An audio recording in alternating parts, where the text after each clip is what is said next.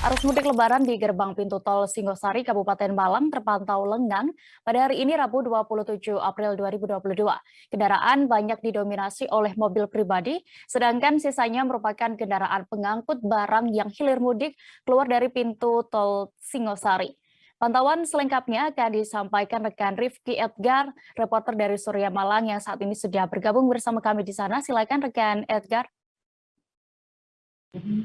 Baik rekan Dea, baik Tribuners, bisa kami informasikan bahwasanya pantauan arus mudik H-7 di gerbang tol Singosari Kabupaten Malang masih terpantau lengang atau sepi.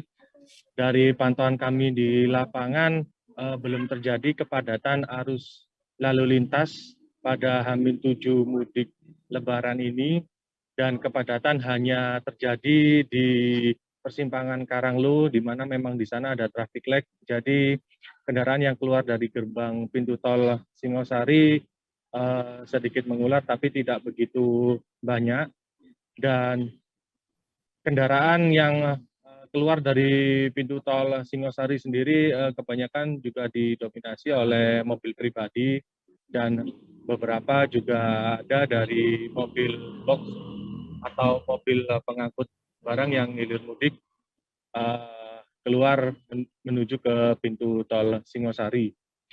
Dan berdasarkan data dari PT Jasa Marga Tol Pandaan Malang, itu menyebutkan sejak hingga pukul 12 siang tadi itu ada sekitar 44.791 kendaraan yang keluar masuk melalui pintu tol Singosari.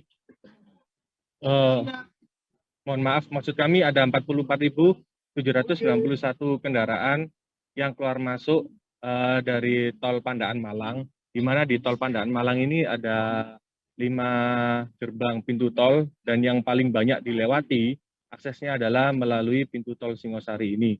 Untuk di pintu tol Singosari tercatat ada sekitar 10.484 kendaraan yang keluar, dan yang masuk ada sekitar 9.372. Untuk di tol Malang sendiri itu lebih rendah, yakni ada 4.404 kendaraan yang keluar, dan kendaraan yang masuk ada sekitar 3.686 kendaraan.